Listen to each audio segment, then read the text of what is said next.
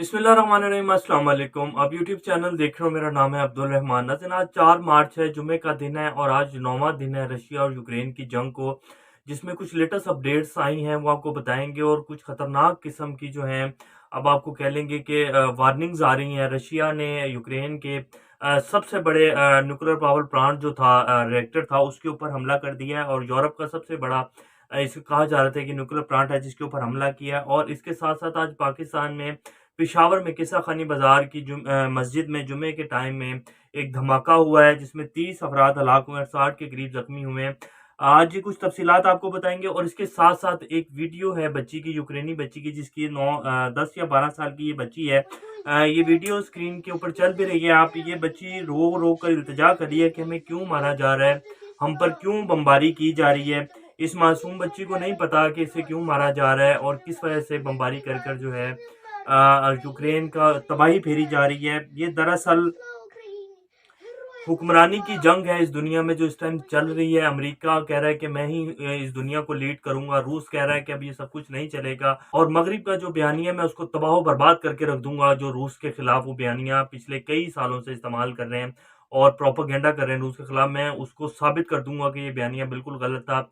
रूस और चाइना की लड़ाई ये है कि हम बिल्कुल भी मगरिब का जो निज़ाम है जिसके ज़रिए अमेरिका ने पिछले 30-40 साल में मुसलमानों की जिस तरह तबाही और बर्बादी की है, अब लीबिया, लीबिया, अफ़गानिस्तान, इराक, शाम, फ़लस्तीन, कश्मीर में अभी भी जो कुछ हो रहा है आप सब लोगों के सामने है।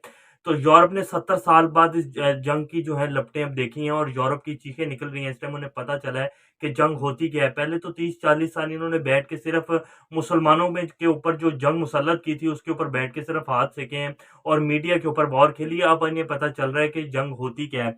तो ये दरअसल ये जो हमला किया है रशिया ने न्यूक्लियर रिएक्टर के ऊपर, ये सुबह के टाइम हुआ है, फजर के टाइम तकरीबन 4 या 5 बजे के करीब हुआ है। उसके बाद से जो है एटमी जंग के अलार्म बज रहे हैं पूरे यूरोप में और चीखों की आवाज़ें जो हैं वो बड़ी क्लियर हैं। आपको कुछ तफसीलात आज के दिन की बताएंगे और कुछ नौ आज के कुछ लेटेस्ट इवेंट्स हैं रशिया और यूक्रेन की जंग को लेकर, वो भी आपको बताएंगे। और सेकंड राउंड ऑफ टॉक्स जो था जो कि कल हुए हैं बेलारूस में, उनसे कुछ अपडेट्स आई हैं वो बताएँगे। और इसके साथ-साथ ज़ेलेंस्की जो हैं, व्लादिमीर ज़ेलेंस्की यूक्रेनी जो सदर हैं, उन्होंने पुतिन को डायरेक्ट बात की ऑफ़र कर दी है कि जी मैं आपसे डायरेक्ट मिलना चाहता हूँ, डायरेक्ट हम बात करते हैं, कोई इस मसले का हल निकालते हैं। मैंने आपको पहले भी बताया था कि यूक्रेनी जो सदर हैं उनको देर ब जल्द ये फ़ैसला करना होगा और उन्हें रशिया के सामने घुटने टेकने पड़ेंगे, वरना रशिया जो है यूक्रेन को तबाही करके रख देगा यूक्रेन की, और यूक्रेनी फ़ौज रशिया के सामने नहीं टिक सकेगी।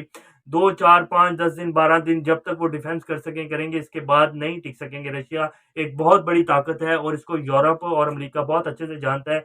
इसीलिए वो यूक्रेन को हथियार तो दे रहे हैं, लेकिन ना यूरोप सामने आके खड़ा हो रहा है रशिया के, ना अमेरिका और बर्तानिया आ रहा है। अमेरिका और बर्तानिया की तो ये चाल थी कि यूरोप में जंग चले और यूरोप की जो मंडियाँ हैं वो अमेरिका और बर्तानिया की तरफ शिफ्ट हों ताकि मैं पैसा कमा सकूँ और पिछले 30-40 साल जो मैंने अपनी अरबों डॉलर की इकोनॉमी का लॉस किया है, उसको दोबारा से खड़ा कर सकूँ। और रूस हमेशा से ये कहते आ रहा है कि यूक्रेन का कोई भी वो नहीं है, हामी नहीं है इन सब में, ये यूरोप हो, ये अमेरिका हो, ये बर्तानिया हो, इन्हें सिर्फ रूस की तरक्की जो है वो खा रही है। और रूस ने कहा था कि मैं ये लॉस्ट वार्निंग है, हमें सिक्योरिटी की ज़मानतें दी जाएँ वरना मैं तबाही फेर के रख दूँगा, और रूस वो करने जा रहा है। रूस बड़े ऑथेंटिक और बड़े एक आप कह लें कि काउंटर जो मेजर्स हैं उनके मुताबिक चल रहा है और जंग को लेके लीड कर रहा है। कुछ अपडेट्स हैं वो आपको बताएँगे, लेकिन इससे पहले अगर आप लोगों ने चैनल को सब्सक्राइब नहीं किया तो रेड बटन को प्रेस कर लें और बेल आइकॉन को प्रेस कर लें ताकि लेटेस्ट अपडेट्स आप लोगों को मिलती रहें और ये जो हमारा ताल्लुक है ऐसे ही जुड़ा रहे। सबसे पहले हम बता देते हैं कि ये जो न्यूक्लियर प्लांट के ऊपर हमला हुआ, ये उसकी वीडियो भी आपकी स्क्रीन के ऊपर चल रही है। रशियन फोर्सेस सीजेस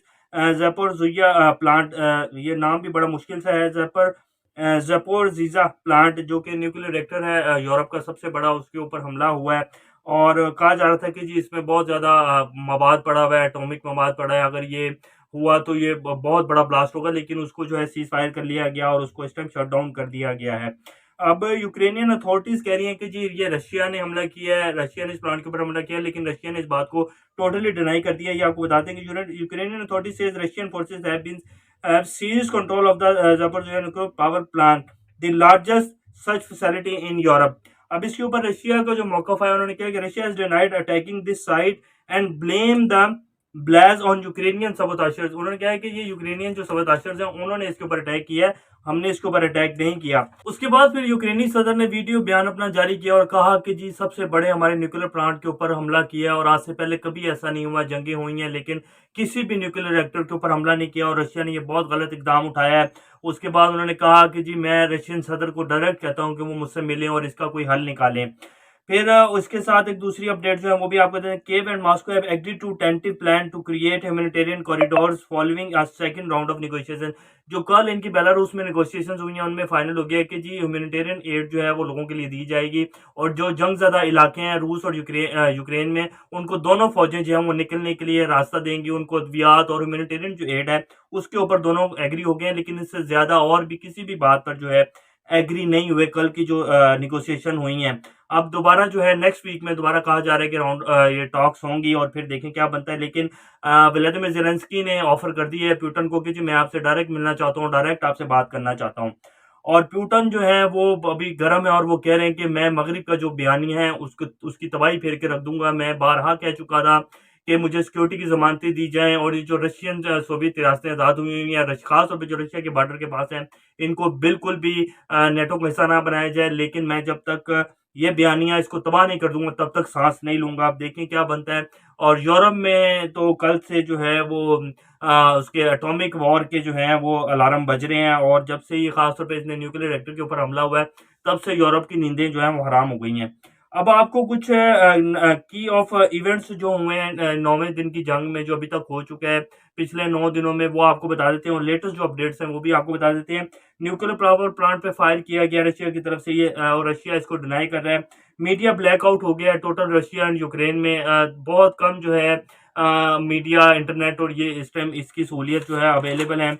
इसके साथ साथ रशिया में तो खासतौर पर इसलिए भी किया गया है क्योंकि रशिया में बहुत ज़्यादा प्रोटेस्ट हो रहे थे इस वॉर को लेकर, तो वहाँ भी फेसबुक और यूट्यूब और इस चीज़ को जो है बैन कर दिया गया है। इसके साथ साथ यूके कह रहा है, बरतानिया कह रहा है कि जी मरीपोल अंडर यूक्रेन कंट्रोल। मैंने आपको कल भी बताया था कि मरीपोल, खैरसॉन, खार्किव जो हैं ये रशियन आर्मी के कंट्रोल में आ चुके हैं। अब मगरबी मीडिया जो भी बताता रहे इन सब बातों को आप ना देखें। मगरबी मीडिया का एक अजीब बयानिया है इस जंग को लेकर। वो सिर्फ यूक्रेन को कह रहे हैं कि जी हैज स्टैंड विद यूक्रेन। सिर्फ यूक्रेन की उसमें अपना वही बयानिया जो जिन्होंने जिसको इस बयानियों को लेकर उन्होंने ये जंग करवाई है रशिया और यूक्रेन के दरमियान, और इसी बयानिए ने तबाही फेरी है और यूक्रेन को जंग में लाके खड़ा कर दिया है। और यूक्रेन के सदर शायद अभी भी समझ नहीं रहे कि यूरोप और अमेरिका उसके साथ कर क्या रहा है। अब इसके अलावा 33 killed in northern city, 33 people die after Russian forces hit residential areas and schools in the northern Ukrainian city of Chernihiv. The local governor ये कह रहे हैं कि 33 लोग जो हैं मजीद मारे गए हैं। वैसे रशिया जिस स्ट्रेटजी को लेकर जंग को लेकर चल रहा है अभी तक बहुत कम कैजुअलिटीज हुई हैं। आज पाकिस्तान में जो पेशावर में धमाका हुआ है उसमें तकरीबन 30 से ज्यादा लोग शहीद हो गए हैं और 60 से ज्यादा जख्मी हैं। तो अभी तक तकरीबन जितने 9 दिन हो गए हैं जंग को 500 या 600 बंदा जो है अभी तक शहीद हुआ है, हलाक हुआ है इस जंग में रशिया और यूक्रेन की। तो रशिया बहुत कम अटैक कर रहा है उनके ऊपर जहां सिविलियंस लोग रह रहे हैं, लेकिन मगरबी मीडिया एक अजीब ही तस्वीर बना के पेश कर रहा है।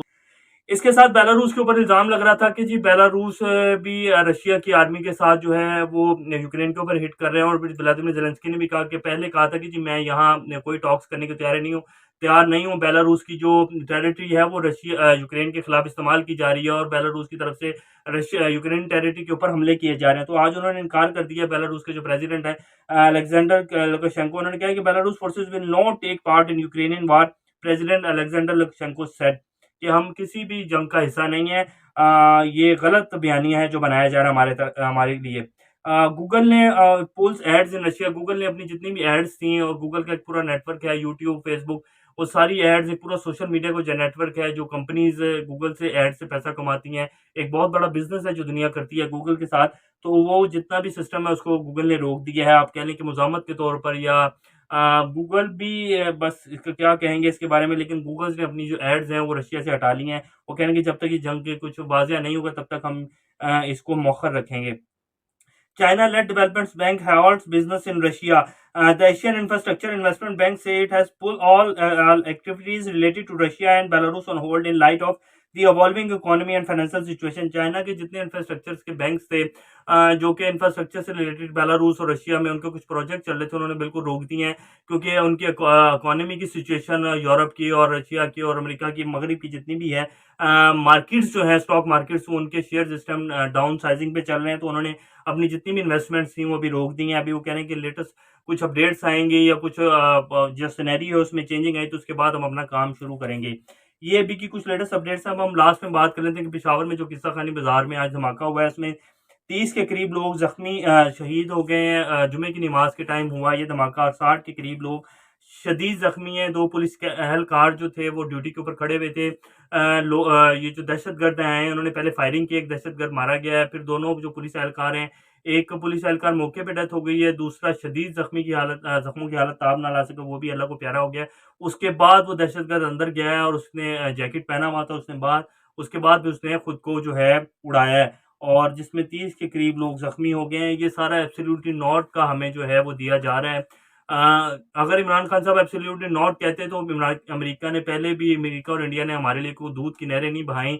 ये सारा एक पाकिस्तान के खिलाफ जो एक वॉर है जो शुरू की गई हुई है और अभी अगले कई और साल जो है हमें इससे निकलने में लगेंगे और ये सारा उसी का नतीजा जो है वो हमें मिलना है और इंशाल्लाह हम इस सब से निकल जाएंगे। और हमारी सिक्योरिटी फोर्सेस बहुत अच्छा ऑपरेशन जो है उन्होंने लॉन्च किए हुए हैं। आपने देखा होगा पिछले खास तौर पे 1 से डेढ़ माह के अंदर तकरीबन 40-50 जो दहशतगर्द थे जो कि टीटीपी के थे, फिर बलोच लिबरेशन आर्मी और इस तरह की मुख्तलिफ तंजीमों के जो लोग हैं उनको जहन्नुम हासिल किया है। तो ये अनकरीब ये सारा नेटवर्क जो है पाकिस्तान को इससे क्लियर कर लिया जाएगा और ये भी थोड़ा सा टाइम तो लगेगा और कुर्बानी देनी पड़ती है अमन और सुकून के लिए। और ये सारी वही जंग है जो अमेरिका, इंडिया ने पिछले 20 साल में बैठ के यहाँ ताने बाने बुने हैं उसके, और फिर इसराइल भी उनके साथ है। तो ये अब इस टाइम एक पूरी दुनिया में जो खेल चल रहा है हम उसका हिस्सा हैं, तो इसके आफ्टर इफेक्ट्स हमें भी आएँगे।